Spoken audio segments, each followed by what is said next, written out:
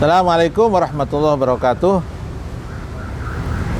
Dulu ada dialog kecil antara sahabat dengan Nabi Muhammad SAW.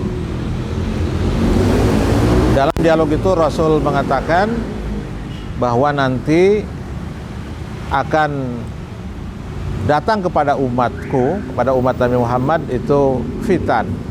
Fitan itu bahasa Arab yang artinya berbagai fitnah. Tentu fitnah di sini maksudnya bukan fitnah dalam bahasa Indonesia, tapi fitnah itu kekacauan atau fenomena-fenomena yang bikin kegaduhan secara masif ya.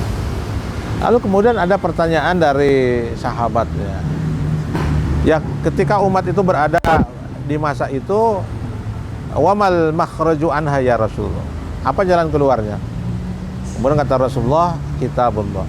Al-Quran, kitab Allah menjadi pedoman.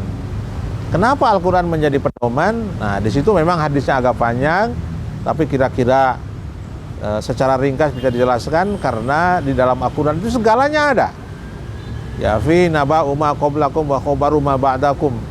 Dalam Al-Quran ada berita-berita tentang masa lalu dan informasi-informasi yang akan terjadi setelah kamu. Nah, dan sebagainya di situ agak panjang. Jadi intinya kita menyimpulkan menjadi keyakinan kita bahwa Al-Quran itu sebagai pedoman hidup, karena memang Al-Quran itu layak dijadikan sebagai pedoman hidup. Apa artinya Al-Quran sebagai pedoman hidup? Apa arti pedoman?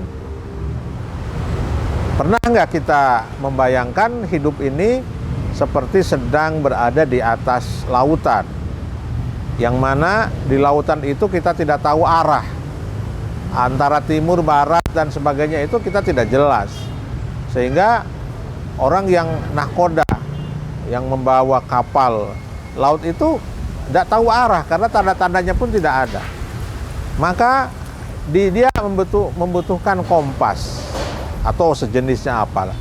Kompas itulah kemudian yang mengarahkan dia kemana arah yang sesungguhnya.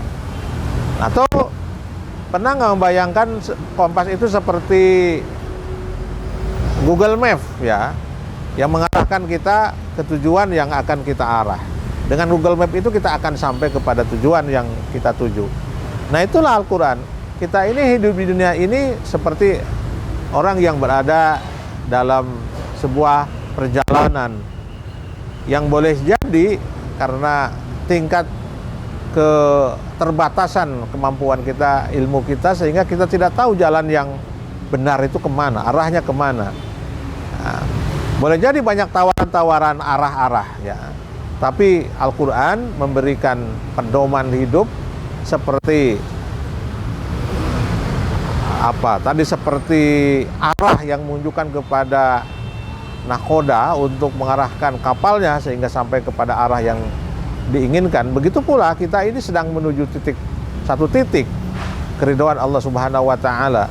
Kita sedang menuju kepada akhir dari perjalanan hidup kita, yaitu keridhaan Allah Subhanahu wa taala.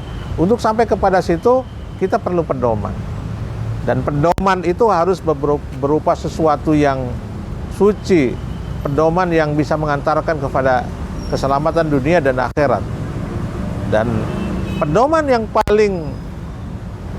yang satu-satunya pedoman yang bisa menyelamatkan kita ya, pada kehidupan dunia dan akhirat, Al-Quran dan Al-Hadis tentu ya.